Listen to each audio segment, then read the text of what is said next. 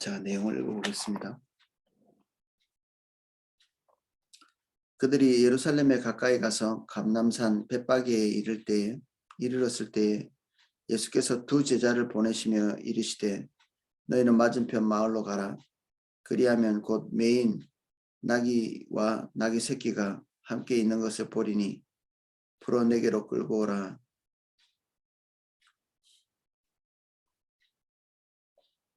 만일 누가 무슨 말을 하든지 주가 쓰시겠다 하라.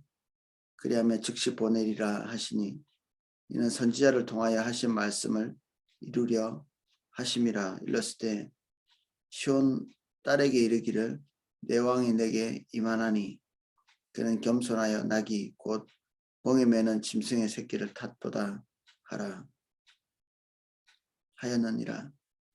제자들이 가서 예수께서 명하신 대로 하여 나귀와 나귀 새끼를 끌고 와서 자기들의 겉옷을 그 위에 얹음에 예수께서 그 위에 타시니 무리의 대다수는 그들의 겉옷을 길에 펴고 다른 이들은 나뭇가지를 베어 길에 폈고 앞에서 가고 뒤에서 따르는 무리가 소리 높여 이르되 호산나 다윗의 자손이여 찬송하리로다 주의 이름으로 오시는 이여 가장 높은 곳에서 호산나 하더라. 예수께서 예루살렘에 들어가시니 원성이 소동하여 이르되 이는 누구냐 하거늘 우리가 이르되 갈릴리 나사렛에서 나온 선지자 예수라 하니라. 아멘. 내용을 함께 살펴보겠습니다. 그들이 예루살렘에 가까이 가서 감람산 벳바게에 이르렀을 때 예수께서 두 제자를 보내시며 예수님께서 예루살렘으로 접근해 가시는 그 시점쯤에 예루살렘 안에는 유월절을 보내려고 멀리서 찾아온 그 디아스포라들, 그 재외동포겠죠. 그 이스라엘 백성들이 포로로 끌려간 이후로 거기에 정착해서 사는 많은 사람들이 구체적인 절기가 되면 다시 예루살렘에 와서 하나님께 제사 드리고 그 축제에 참여하고 그렇게 했었습니다. 그 추석에 보니까 이거 믿을 만한 건지 모르겠는데 뭐 100만, 200만 그 정도의 사람들이 몰려들었다 그렇게 기록되어 있는데 어쨌든 엄청나게 많은 사람들이 예루살렘에 몰려들고 있는 그러한 상황이었습니다. 그래서 예수님의 이런 예루살렘 입성이 잘 숨겨지지 못하는 그 이전에 공생의 기간 동안에서도 예루살렘에 입성하셔서 들어가신 적이 있지만 이렇게 노골적으로 자기 자신의 어떤 정체를 드러내시면서 들어간 건 이번이 처음이죠. 처음이자 마지막이 되죠. 예수님께서 예루살렘에 들어가신 것은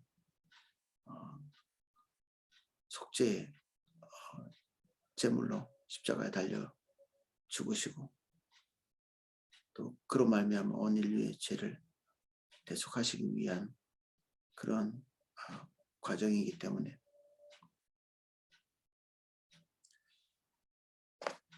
아마도 예수님이 뭐 추석에 그런 단어를 썼던데 비장함 이게 예수님께 어울리는 단어인지는 모르겠습니다. 그렇게 기록은 되어 있는데 그런 것들을 다 감안하신 거죠. 감안하고 지금 올라가고 계십니다. 예수께서 두 제자를 보내시며 이르시되 너희는 맞은편 마을로 가라. 그리하면 매인 나귀와 나귀 새끼가 함께 있는 것을 보리니 풀어 내게로 끌고 오라. 나귀와 나귀 새끼를 함께 끌고 왔다. 나귀 새끼가 어미를 떠나지 않죠. 그래서 함께 끌고 오는 것이고 예수님께서 타신 것은 나귀가 아니라 나귀 새끼입니다.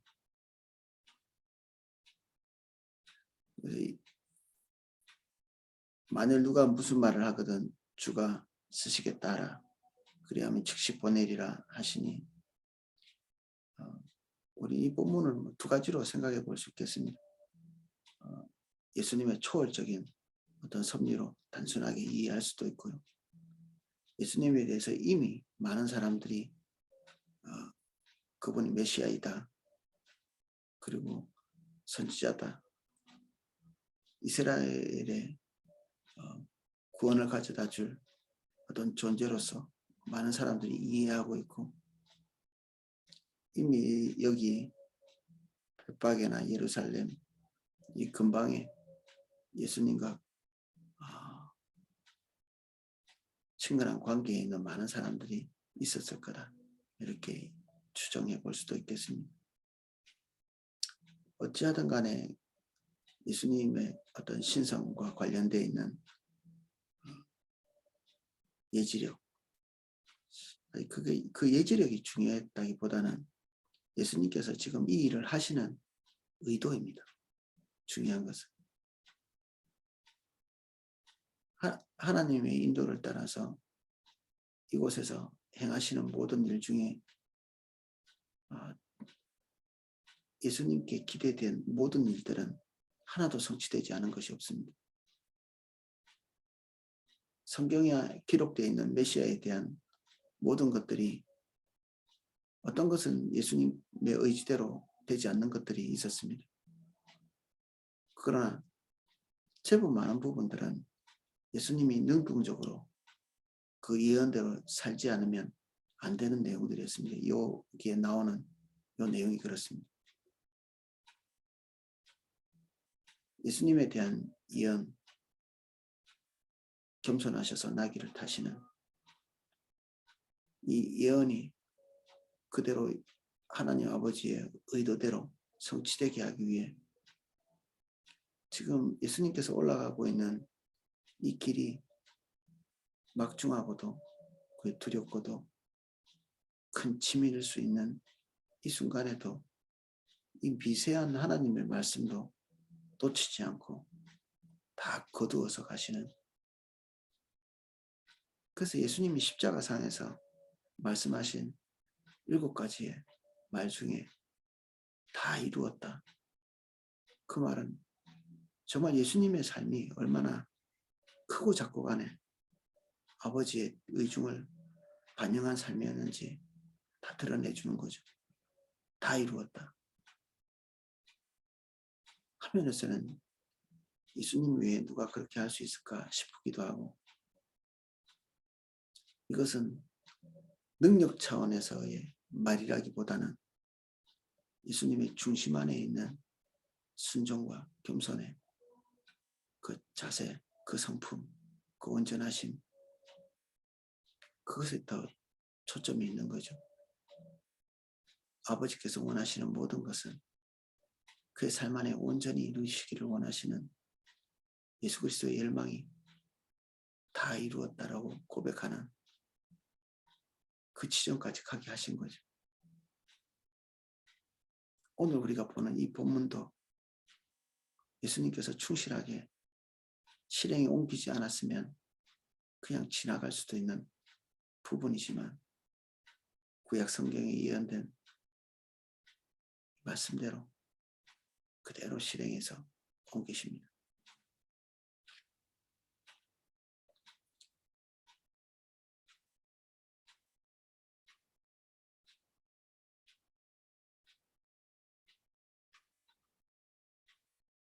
나귀의 새끼를 탔다.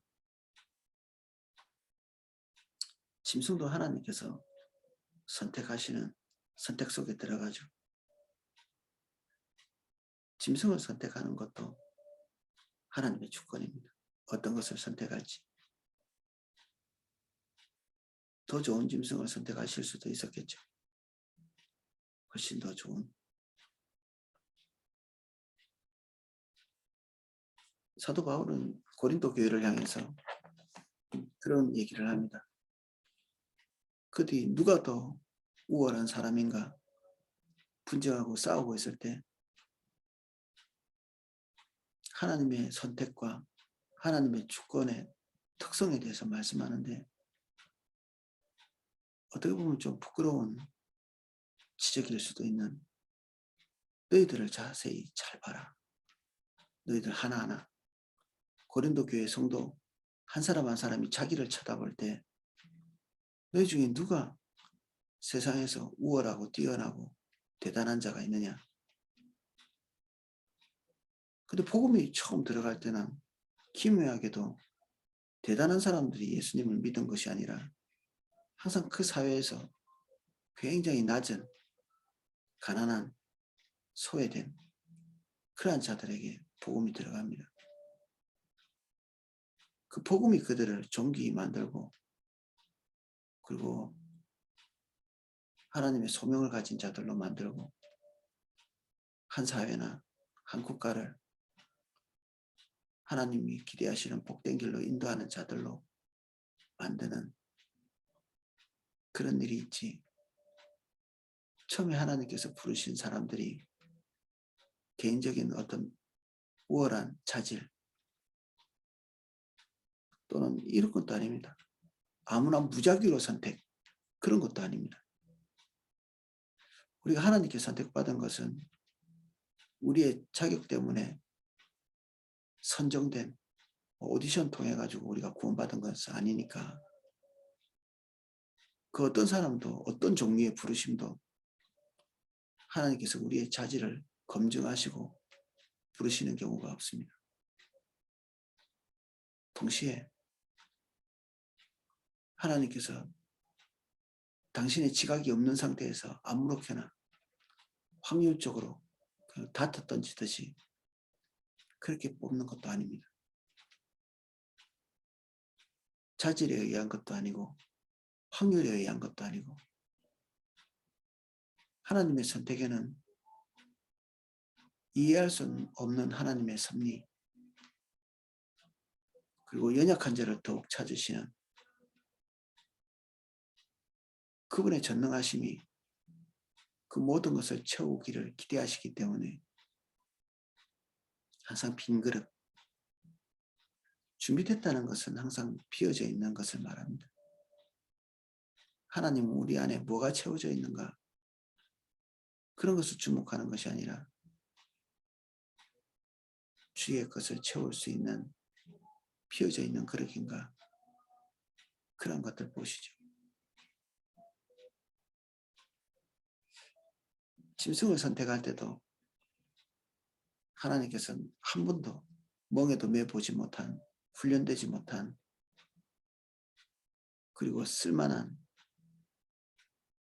어떤 훈련된 자질이나 어떤 탁월함이 갖추지 못한 것을 선택하셨다면 우리야 뭐 더 볼 것도 없겠죠. 여기에 하나님의 두 가지가 있습니다. 하나님의 겸손과 하나님의 전능하심. 이 두 가지 성품이 하나님의 선택 속에 항상 있습니다. 그 겸손함이 우리를 선택하셨죠. 탁월한 자 우선으로 또 경쟁자를 불색해서 그 중에 탁월한 자를 선택하지 아니하시고 그늘진 곳에 머물러 있는 우리들 드러내십니다. 우리가 이것을 우리가 충분히 이해하고 나면 하나님이 우리를 선택하셨을 때 뒤로 물러설 수가 없습니다. 우리의 자질 때문에 우리는 보통 뒤로 물러서는데 주님을 안 따라가는 사람의 특징이 자기의 자질을 잃을 때 보는 것입니다. 하나님이 뭔가 쓰시려고 선택하실 때 자기의 자질을 보고 주저앉는 거죠. 나는 이런 걸 할 사람이 아니고 할 수 있는 사람이 아니고 어떤 경우에도 하나님께서 우리의 자질을 보고 선택하는 경우는 없습니다. 그럴 수는 있습니다. 천국은 창고에서 뭔가 물건을 꺼내오는 사람처럼 우리에게 임하시는 성령께서 우리 안에 있는 어떤 것을 꺼내오라고 말씀하실 수는 있습니다. 그런데 그것은 훌륭해서가 아니라 하나님 당신의 겸손함이 그 일을 하시는 것입니다. 우리가 꺼내오지 않아도, 우리가 내세우지 않아도, 우리의 것을 하나님께 드리지 않아도 얼마든지 하실 수 있는 하나님의 역사들이 기묘하게도 우리에게 뭔가를 가져오라고 명령하시면서 그 일을 하시거든요. 우리가 주를 만날 때 우리가 가지고 있는 개인적인 특성들이 다 소멸되지 않죠. 소멸되지 않고 창고에 들어가 있습니다. 일단 한번 죽는 거죠. 거기서 영원히 파묻혀 있을 수도 있고 하나님께서 그 중에 어떤 것들을 들어서 쓰겠다고 결정하시는 경우가 있습니다. 우리가 가지고 있는 개인적인 특성이 영원히 파묻혀서 쓸모없이 죽는 날까지 덮여 있을 수 있는 가능성도 있고, 그 중에 어떤 것들은 하나님의 주권에 의해서 들어서 쓰일 때가 있습니다. 그때에 우리의 우유부단함은 신중함이 되고 우리의 주저함도 침착함이 되고 우리가 가지고 있는 티끌만한 장점들이 거대한 산과 같이 작동을 하기 시작합니다. 하나님이 하시는 거죠. 아마 하나님께 쓰임받을 때는 쓰임받는 자기 자신도 깜짝 놀라게 됩니다. 세상에 내가 이런 일을 지탱하게 되다니.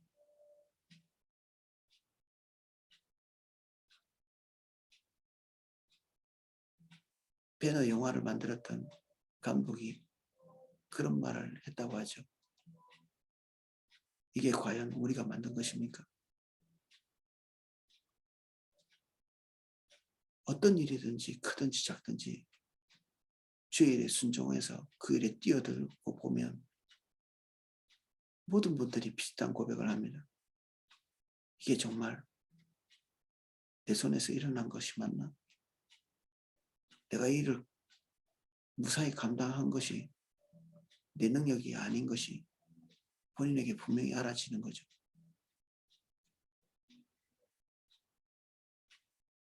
우리의 티끌만한 자질들이 도대체 이게 뭐라고 하나님께서 이렇게 크게 써주시고 계신가?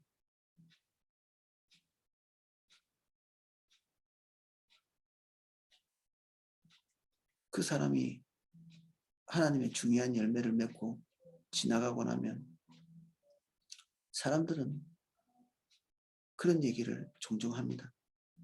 아, 저 사람은 저 자질 때문에 하나님이 쓰셨나 봐. 저 사람은 저런 특성이 있으니까 하나님께서 쓰셨지. 이게 눈이 어두운 것입니다. 하나님이 누구신지 잘 모르는 거죠. 주님과 동행해보지 않은 사람들은 곧잘 이런 얘기를 합니다. 단 한 번만이라도 자기 자원 보지 않고 주님께서 선택하신 그 선택에 겸손히 반응해본 자는 이 모든 것이 이 나귀를 선택하는 것처럼 자질이나 확률 달려있지 않다. 그것을 알게 됩니다. 여전도의 남전도의 올코스 리더, 위원회 위원장, 저도 마찬가지입니다. 도구장, 그리고 이것을 수행하면서도 개별적으로 맡겨지는 일들이 있습니다. 뭐 크리스마스 이런 준비하는 것들이죠. 이런 것이 뭐 부목사니까 당연히 담임 목사님께서 뭐 이것저것 맡겼겠지. 아니 그렇게 선택된 적이 별로 없습니다. 대부분은 제가 자원했기도 하고 담임 목사님에 의해서 또는 떠밀려서 그렇게 될 때가 있습니다. 떠밀려서. 크리스마스가 대체로 그런 뭐 떠밀려서 한 일이기도 하고 부담스럽고 힘든 일. 근데 그 속에 하나님의 섭리가 있습니다.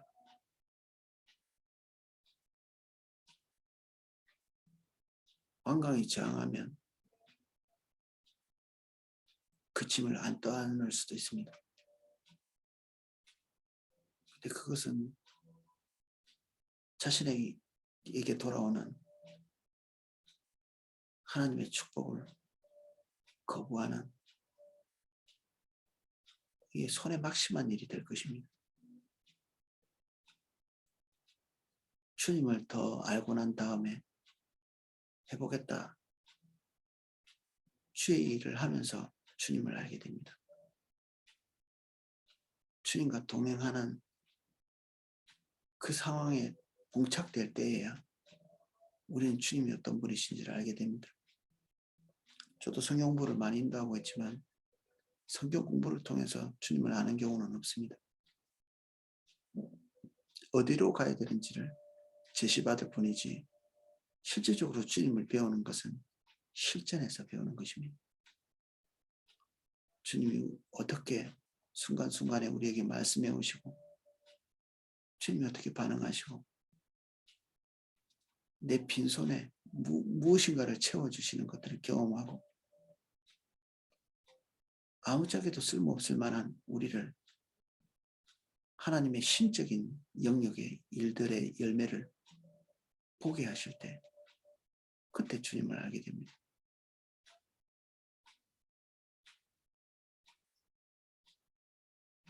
저는 어느 틈엔가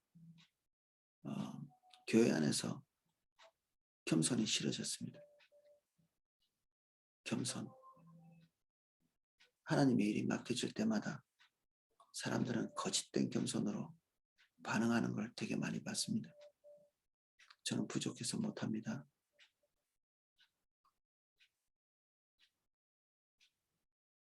너무 많이 듣다 보니까 그런 말에 거부감이 있습니다. 어떤 한 해에 제가 너무너무 화가 나서 하나님의 일이 이렇게 더러운 것 취급을 받나 그런 생각 때문에 제가 한 해를 공석으로 그냥 놔둔 적이 있습니다. 이 귀한 자리 주님을 경험할 절호의 기회 이걸 더러운 것 취급하다니 포도나무 교회에서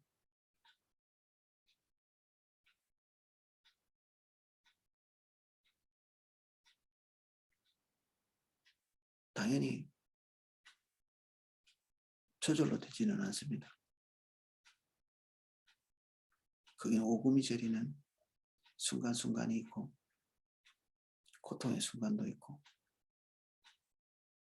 그 과정에서 우리는 우리의 자원을 내리고 주님의 자원으로 일하는 법을 배워갑니다. 실전에서 부끄러움과 수치를 때로는 뒤집어 쓰면서 애매한 오해를 당하면서 우리는 순전한 마음으로 했지만 그것에 대한 평가는 전혀 다른 평가가 오는 그런 것들을 경험하지 않고 예수 그리스도의 십자가를 이해할 수도 없고 주님 앞에 겸손을 배울 수도 없습니다. 저는 하나님의 선택,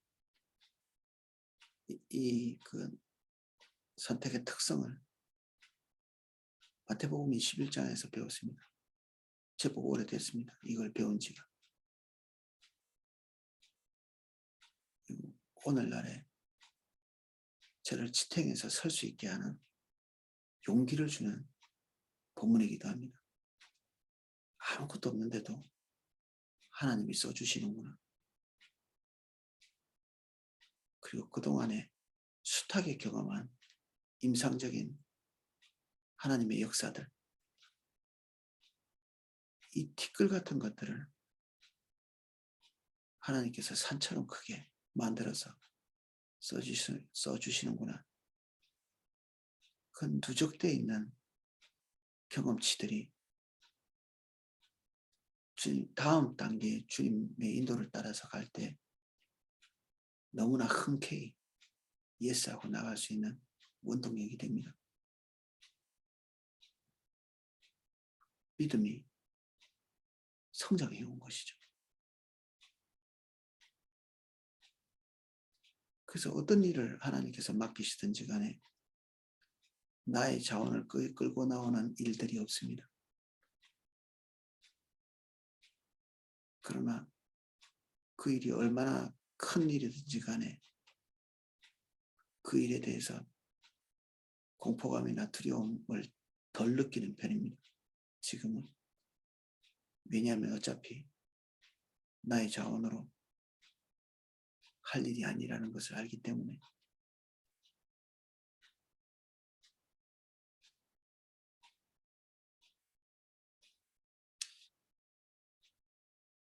제자들이 가서 예수께서 명하신 대로 하여 나귀와 나귀 새끼를 끌고 와서 자기의 겉옷을 그 위에 얹으며 예수께서 그 위에 타시니 무리의 대다수는 그들의 겉옷을 길에 펴고 다른 이들은 나뭇가지를 펴서 길에 펴고 이들이 하고 있는 행동들은 다 예수님에게 엄청난 불편을 가져다 주는 일이었을 것입니다. 예수님이 인류의 모든 죄를 속죄하러 지금 예루살렘에 입성하셨고 여기에 예루살렘에 입성하는 이 입성의 의미가 지금 여기서 말하고 있는 축제를 벌일 만한 그런 일들이 아니었거든요. 예수님이 이 순간에 굉장히 들뜰만한 그런 상황이지만 전혀 예수님이 그렇지 않았습니다. 예수님이 앞에 일어날 일을 모르는 분이 아니시고 지금 이 사람들은 무엇에 환호할까요? 지금 예수님께서 이 입성하시는 이 장면에서 사람들은 대단히 흥분하고 기대에 차 있지만 예수님은 누가복음에서 그들이 조만간 당하게 될 끔찍한 멸망의 일을 보시고 우셨습니다.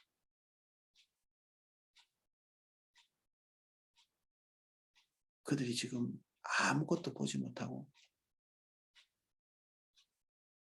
환호성을 지르고 있는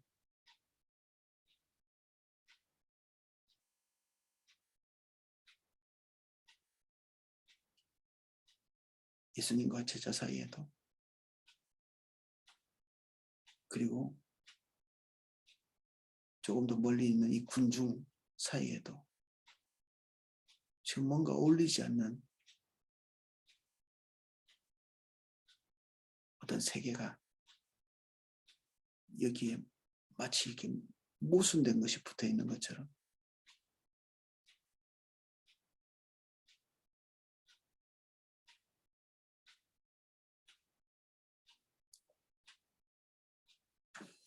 앞에서 가고 뒤에서 따르는 무리가 소리 높여 이르되 호산나 다윗의 자손이여 찬송하리로다 주의 이름으로 오시는 이여 가장 높은 곳에서 호산나 하더라. 어떤 이들은 이런 찬송이 예수님에게 합당하지 않다고 비난한 다른 본문에는 그런 것이 적혀 있습니다. 그런데 예수님께서 이것이 합당하다 얘기하고 있습니다. 이게 기묘한 일이죠.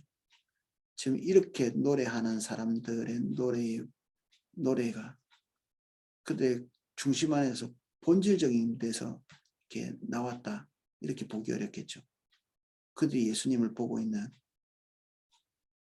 다윗의 자손이라고 말하는, 그리고 지금 현실에서 일어나게 될 일, 그것에 대한 이 일치가 없는 상태인데, 기묘하게도 그들 입에서 나오는 말들은 하나님의 섭리를 말하고 있고 정확하게 그들이 불러야 될 노래를 부르고 있습니다. 오히려 그것을 막는 자들에게 예수님께서 질타를 하고 계시는 본문이 있거든요.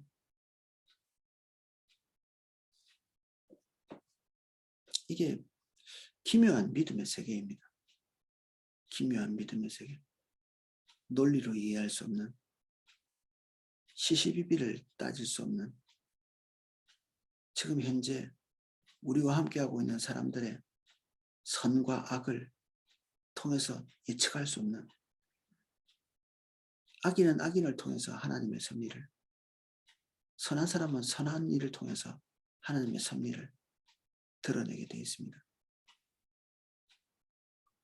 그래서 우리가 개인적인 생각을 가지고 하나님의 섭리가 있니 없니 얘기하는 것들은 우리가 하나님의 경륜을 잘 모르는 것입니다. 기독교인이 최고 지도자가 되어야 되고, 때로는 우리가 불신자 밑에 있는 것을 수치스러워하고, 이런 것은 하나님의 섭리를 잘 모르는 것입니다. 우리와 함께 일하는 사람들이 주님 앞에서 성숙한 사람이면 좋겠지만, 때로는 교회를 하다 보면 전혀 미성숙한 사람도 하나님의 중요한 일을 할 수 있거든요. 그래서 주님을 보고 가는 사람들은 아무 환경도 그를 기쁘게 하거나 슬프게 하거나 그런 요인이 되지 못합니다. 아, 이거 되게 잘 될 일인데 이러면 망하겠구나.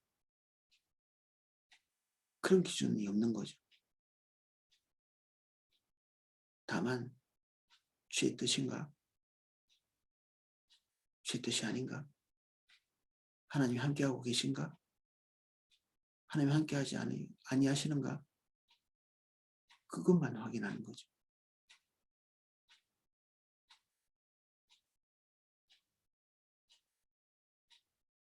그래서 하나님의 일을 해나가는 사람들은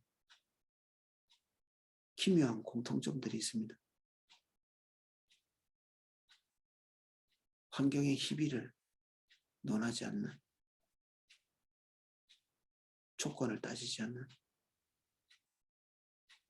초월적인 영역에서 살아가는 사람들, 그런 사람들만이 가지고 있는 특성들이 있습니다.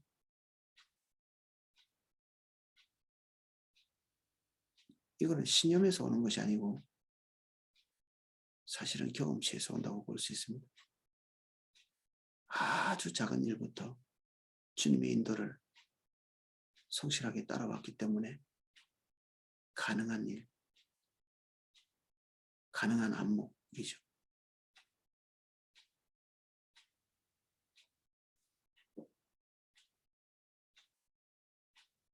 예수께서 예루살렘에 들어가시니 온 성이 소동하여 이르되 이는 누구냐 하거늘 무리가 이르되 갈릴리 나사렛에서 나온 선지자 예수라 하니라.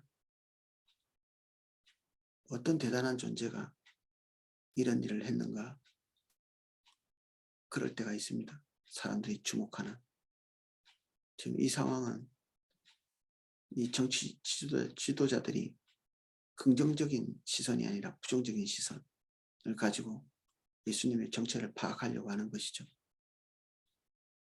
그리고 그것에 대한 답은 대단한 존재가 아니라 갈릴리, 종교적으로나 정치적으로나 전혀 볼 것 없는 배경을 가지고 있는 거기서 나온 선지자.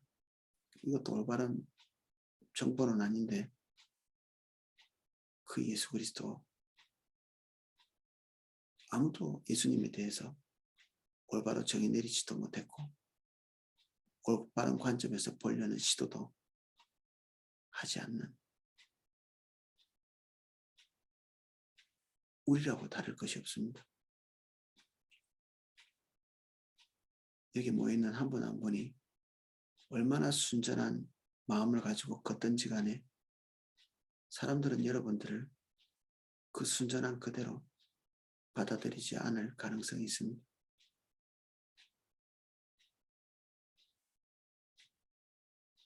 우리의 자격이 얼마나 되는가? 그 일이 얼마나 합당한가? 축혀 세울지 모릅니다. 일을 떠맡기기 위해서.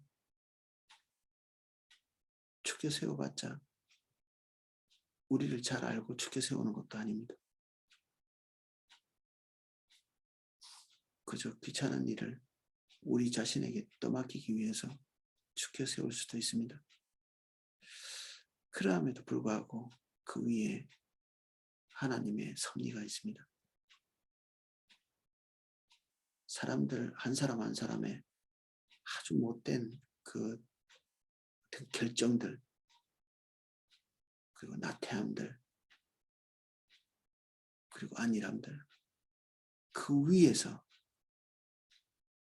전능하신 하나님의 섭리가 여전히 흐르고 있습니다. 우리 믿음의 사람들은 그것을 보아야 합니다.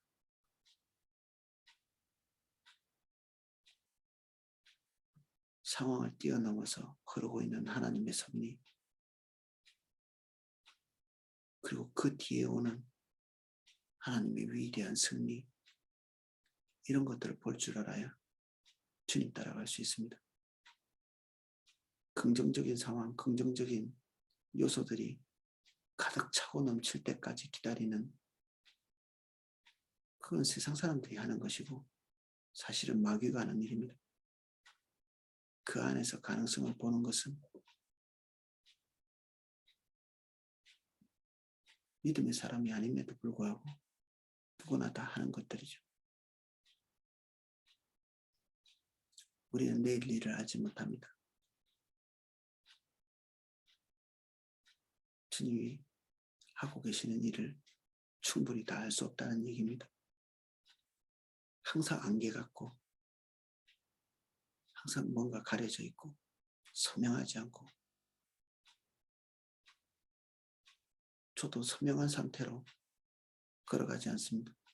뭔가 일 맡을 때마다 너무 불안하고 두려운 마음이 순간순간 몰아 닥치니 그때마다 제가 확인하는 것은 이게 될 일인가 안 될 일인가 이게 성공할 가능성이 있는가 없는가 저는 그런 거 안 보고 주님이 계신가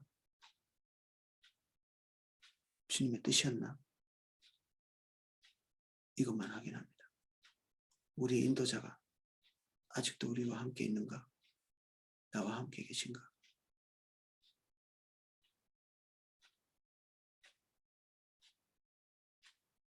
이 끝이 성공일지 패배일지 이것도 그다지 중요한 일이 아닙니다.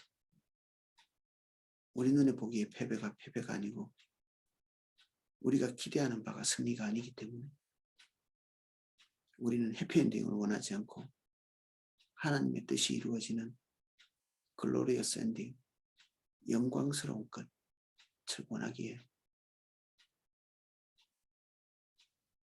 주님만 봅니다. 우리가 다 그래야 되고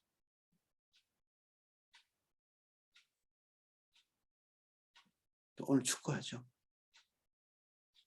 저는 범사에 비슷한 감정들을 가지고 있습니다. 우리가 5대0으로 쳤다. 이것이 하나님의 뜻으로서 선한 길로 가는 단초가 될지 아니면 승리가 하나님이 만드신 선한 결과가 될지 누가 그걸 말할 수 있습니까?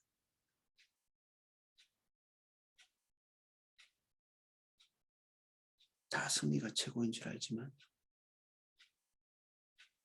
그렇게 할 것 같으면 예수님이 나귀를 타시지도 않았고 선택하지도 않으셨죠.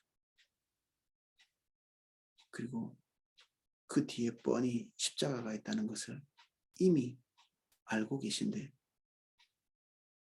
이 예루살렘 입성을 이렇게 떠들썩하게 하면서 갈 리도 없었고, 이 예루살렘의 붕괴, 철저한 멸망, 돌 위에 돌 하나도 설 수 없는 이 멸망이 이 뒤에 기다리고 있다는 것을 뻔히 하시면서 그들의 환호를 저지하지 않고 그냥 다 수용하시면서 가실 일이 없죠.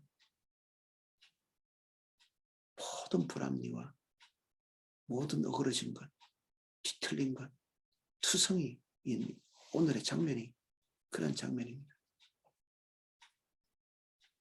그런데 이 위에 하나님의 섭리가 있습니다. 기묘한 일이죠.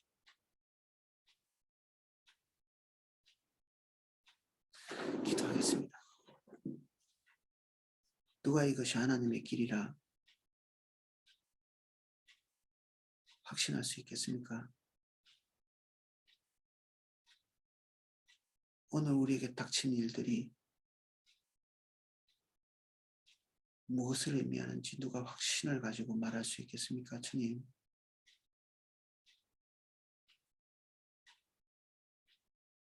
우리가 영광스러운 끝을 사모하고 기대합니다. 우리의 기대하고 바라는 바를 쟁취하기 위해서 달려가는 세상 사람같이 우리가 우리의 상황을 헤아리고 카운트하지 않도록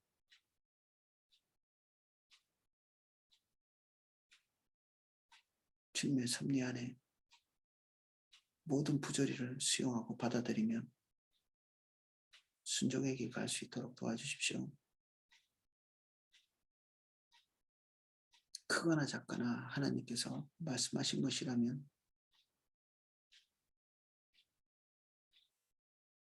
다 이룰 수 있게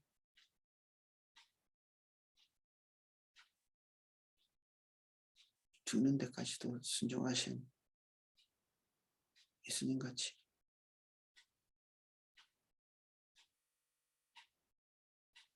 삶의 적은 부분이라도 주께 굴복하고 주의 뜻을 관찰할 수 있게 은혜를 주십시오. 이 아침에 주님 우리를 대면해 주십시오. 우리를 인도하시는 분이 지금 계신지 그렇지 않은지 확인하기를 원합니다. 주님 바라봅니다. 예수님 이름으로 기도합니다. 아멘.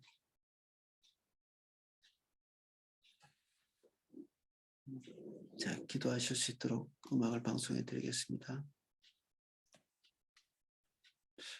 오늘도 우리 주변에 관계동심원 안에 있는 분들 위해서 기도해 주시고, 우리의 기도 제목이 너무 사사롭게 형성되지 않기를 권면드립니다. 내 자식,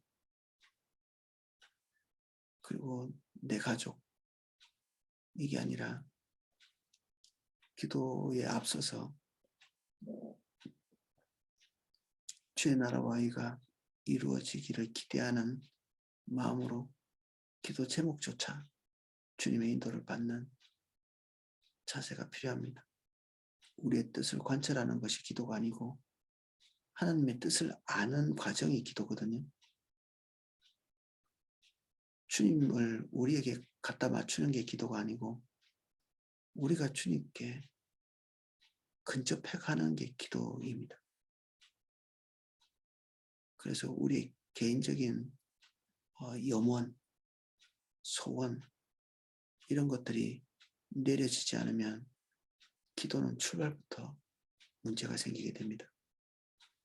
그래서 기도를 시작할 때 내가 개인적으로 원하는 것이 툭툭 튀어나올 수 있는데 이런 것들을 잘 다스리고 주님께만 초점 맞추고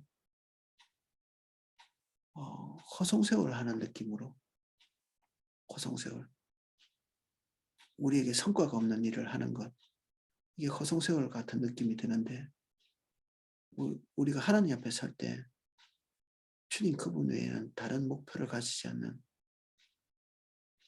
세상 사람들이 볼 때 시간 낭비하고 있는 것 같은 때로는 기도 한마디도 나오지 않을 수도 있고요. 정말 이렇게 혼돈만 계속될 수도 있지만 단념하지 마시고 주님께 초점을 계속 맞추고 그 시간에 주님하고 같이 있는 그 순간을 누리고 즐길 수 있는 그런 것들이 훈련되어지면 좋겠습니다. 제가 음악을 방송해 드리겠습니다.